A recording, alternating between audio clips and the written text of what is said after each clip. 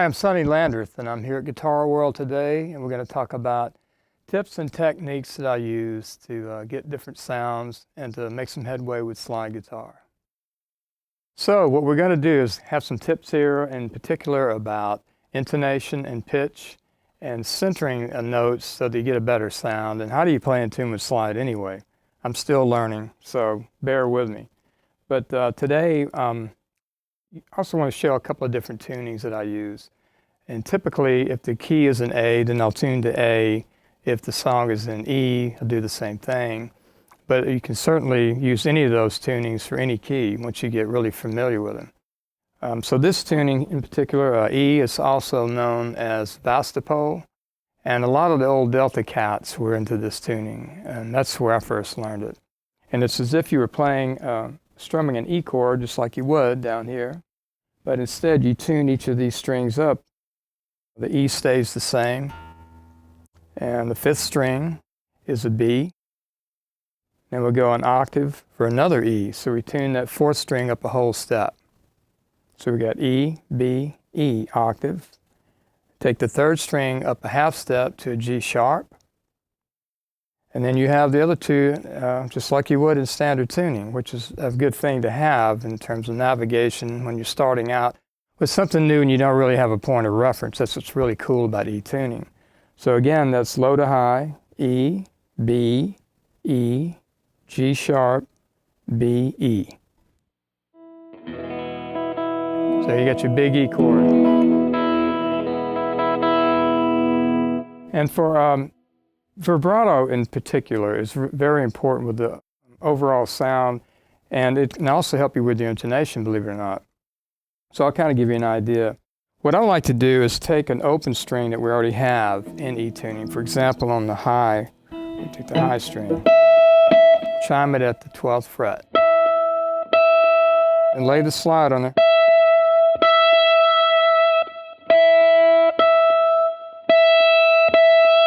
It's a good practice because when you can match it up with your harmonics and chiming these, then you're getting very much in the ballpark. And that's not to say you can't waver from that microtonally, but I don't think we want to get there quite yet.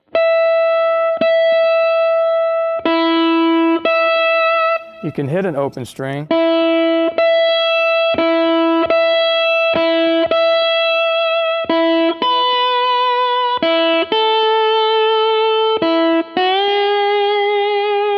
And that helps your ear because it hears the open string.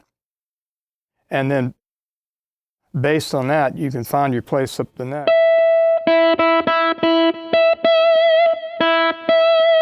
Kind of a beacon in the dark there.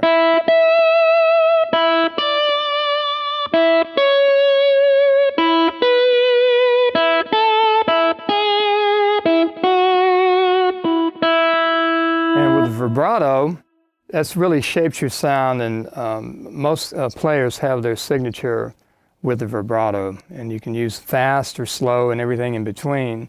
You can get more of a Leslie effect, kind of a tremolo effect, but it really shapes the sound a lot. So when you chime, for example, and hit that open string, gives you a little leeway, you know, if you hit into that note. So if you hit it a little flat, it's a little bit of a grace period, and it's kind of a tip that I've used over the years, especially when you're going.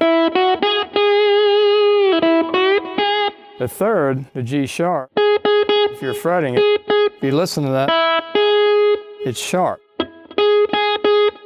And again, you can move the slide a little bit to compensate for that. Usually, you want to play right above the fret. So if I say you play at the 5th fret or the 4th fret, what I really mean is I'm placing the slide right above the fret.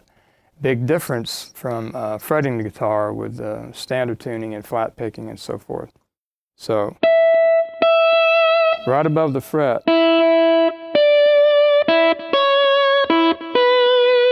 And when we get down to the evil third, you can drop it back just a little. So I just flattened it. It sounds smoother and is more pleasing to the ear.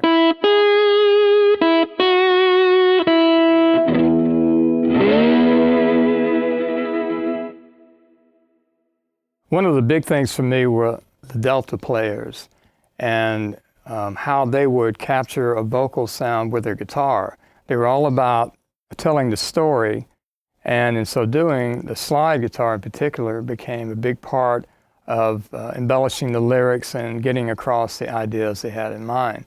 So really, vibrato was huge with that, because you can use different speeds, slow, medium, fast, everything in between, and it gives it much more of a vocal quality.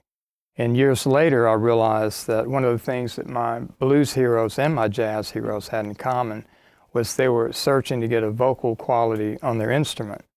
And as I look back on it, that's what I'll try to do too, is to learn to sing the guitar. So the vibrato is really, really big part of that. Again, we'll go up to the 12th fret, and I'll play a really slow vibrato, and it will show some of the different speeds and how that affects the overall sound.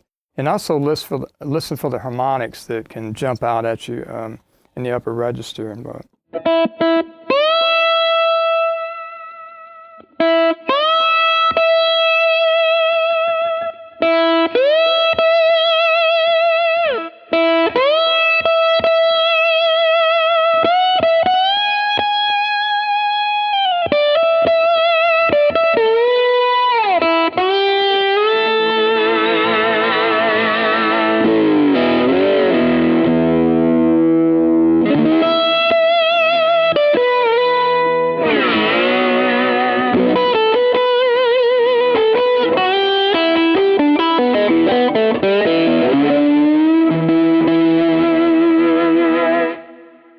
So you can play it really slow, kind of a middle speed there, and go faster. And what I do is use the thumb to anchor back here, kind of center on the neck, and it gives you more control that way. And you just have to get used to that momentum here too, between the thumb, and I use the little finger for the slide. So it's that gap in between. It's kind of a pendulum effect, and you want to just swing really smoothly. But as you get more control with the wrist, you can control the speed, slow, medium, fast, and again, anything in between. And actually, this whole thing about slide, you're not anchored into the frets. And the beauty of that is it gives you the freedom to explore nuances slightly above in pitch of the target zone that you're shooting for. Now, the ugly thing is when you really miss, but that's kind of part of the fun and the adventure. But for example, you're playing, see, I'm actually sliding above the note. I'm letting it slide. And that shimmering effect for the higher and lower than the target zone gives it that character. So what I like to think of it too is in terms of dynamics. If I'm starting out in the lower register and then working my way up into the higher register to give more of dramatic effect, in particular with solos. And it's really important to build your solos and not just blow everything you got right off the bat. You want to build it up, start out slow a lot of times, especially with a ballad. But even rockers, man, it's a good way to go. Add some nuance. And if you save something towards the end of your solo and you build up, and once you reach up in the upper, higher register, then you can give it a much faster vibrato, and it gives more of an effect like that. And sometimes you don't use any vibrato. It gives it contrast.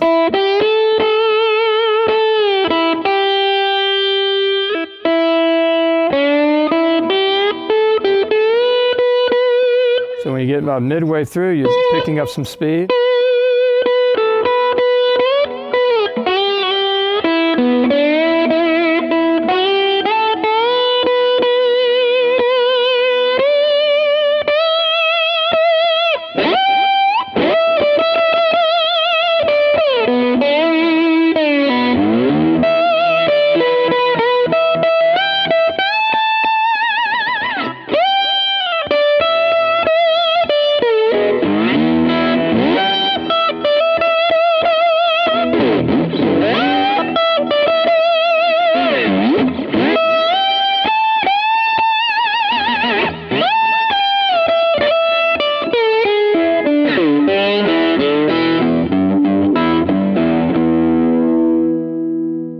it gives you a broader range that way, and you're covering a lot of territory, really not a whole lot of time. And really any tempo, any groove, it's something that fits pretty much everything. Well, another thing we really want to cover is the technique of muting and how that really applies to gaining control with slide, and doing this with both hands actually, the right hand and the left hand. The basic technique for the left hand with the slide is you're dampening behind the slide with 1 or 2 or 3 of your other fingers if you're using your pinky. If you're using the third finger, same thing, you just move it down 1. And if you go all the way to the center, like that, you still have 1 finger left. And by that I mean if you were to play it open,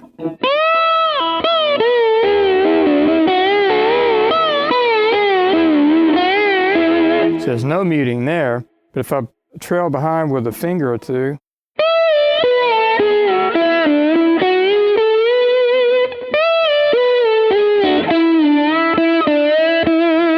and sometimes you can vary, if you want to use a full choke, like, then you lift your fingers and let some of the other tones ring out back here.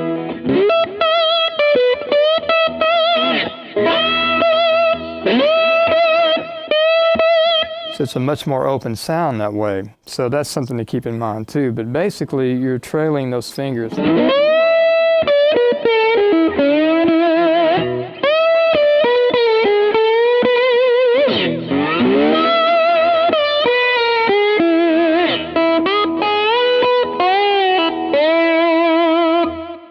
So that's the left hand, basically, to help with cleaning up some of the scratch and noise if you don't want it. There's nothing wrong with a lot of scratch and noise if you want to add that for an effect, you know. I'm all about that too. But on the right hand, that's where we get really serious about control. And what I learned was the Chet Atkins approach, which is 3-fingered and the thumb. And what happens is you designate each of the strings to a finger, basically speaking, so that my third finger is always resting on the first string. In this case, we're in E tuning, so that's the E. Second finger in the second string, first finger for the third. And I use the wound G, by the way. And then the thumb controls the 4th, 5th, and 6th strings. Whenever I'm not playing a note or a string, if I'm not using a string, the other fingers are resting on the other strings that I'm not using. Not to get too complicated, it sounds a lot harder than it really is. And it doesn't take much to do that. I mean, literally, just barely touching the strings you're not using will give you a lot cleaner sound. And for example, so if I go low, starting up high and going down low,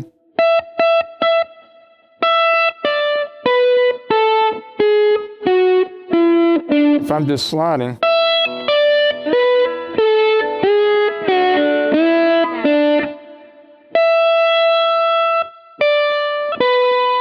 so then when I go down to the second string, these 2 fingers are guarding, okay, the third string and the first string. The numbers get kind of complicated, but this string and that string, and this finger's up above it.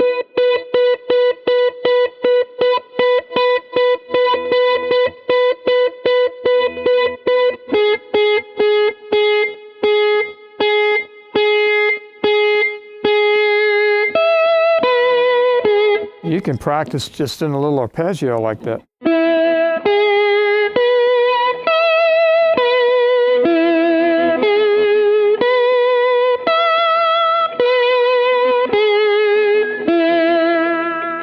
Just a real simple thing, but it's a basic technique that'll be pervasive and it'll be part of everything you do.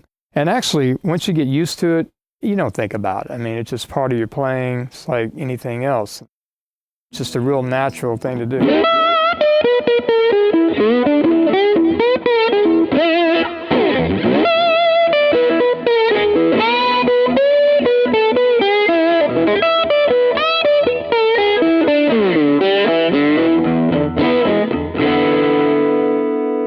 So that's how you clean it up, get more control, and take charge of your sound there, because it can get away from you, but hey, that's all part of it.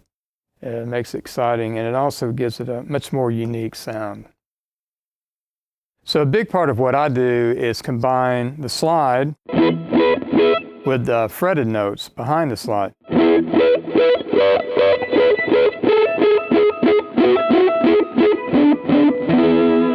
And what I'm doing is I'm keeping the slide at the 12th fret, and the slide notes are floating above the fretboard as they normally would. But what you can do is reach behind, like here's an E chord starting from the 4th string, and you reach back to get a 7th.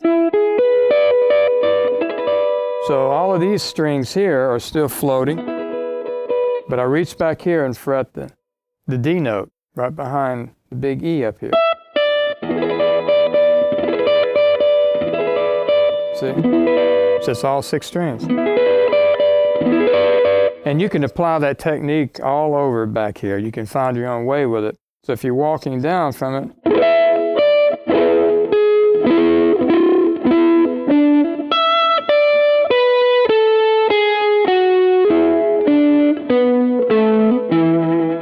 and when you start playing melodies with it,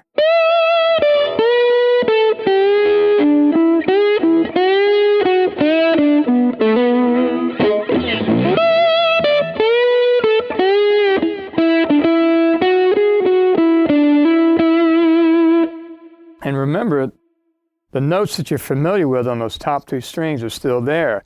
So if you were playing on the open string, and we're going to work back up to the 12th fret, that's an E, okay, F sharp, G sharp, A, B, and so forth on up. So they have a little point of reference again with those notes.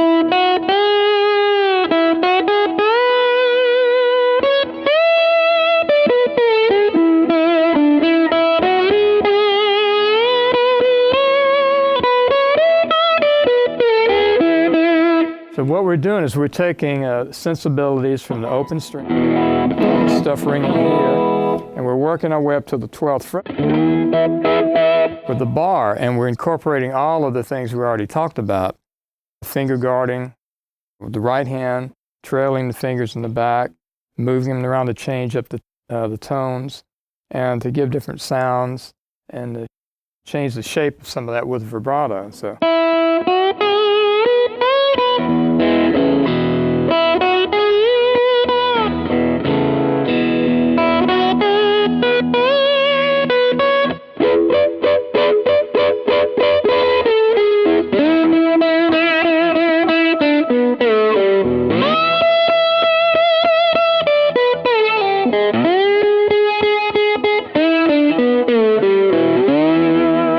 And what you'll notice when you get into this is with the octaves, you're repeating patterns. And it's a really powerful thing. You can.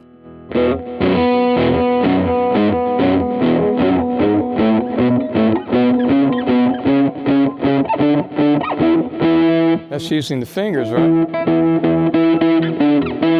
I'm skipping that one in between. So you do the same thing with the slide.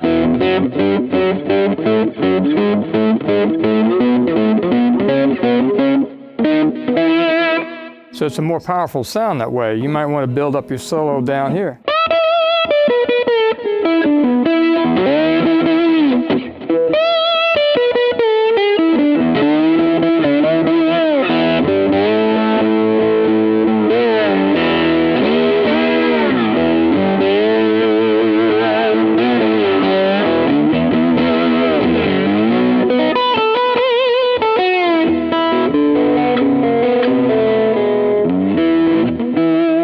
So I'm just walking down the old blues. Try the 2nd and 3rd finger. Do it with a slide.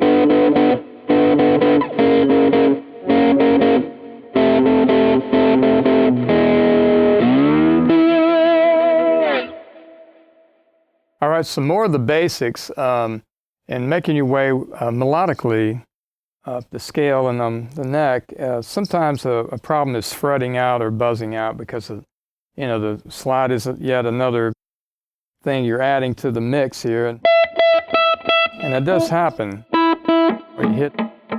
Now, I like all this stuff, to be honest, and you can make it more percussive using not.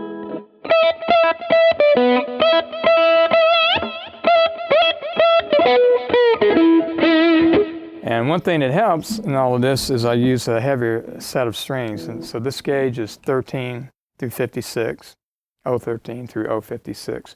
And what that'll do is pull the neck a bit so you have a bit of a bow or some relief.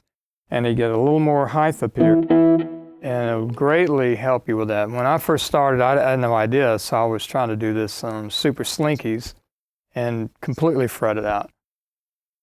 That is an effect you can use, because a lot of times I'll use the frets.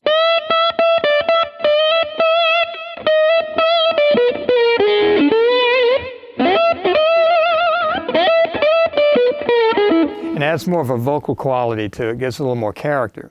But you want to be able to control it. So the way you do that, at least the way that I do it, it helps me, is to use a heavier set of strings. And I always tell people, probably the first major step you can make is to go ahead and get another guitar and set that up for slides so that you have that.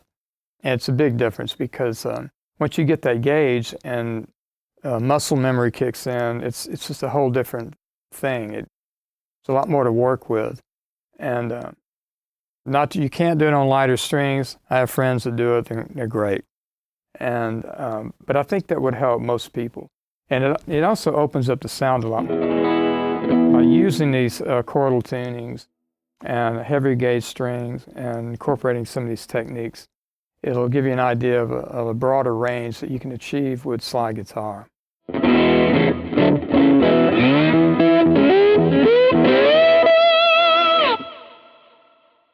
Well, hey everyone, I really appreciate it. I hope these ideas and tips and techniques help out and really spark your imagination somewhat, wanting to play slide guitar. It's something that I love. It's a passion, obviously.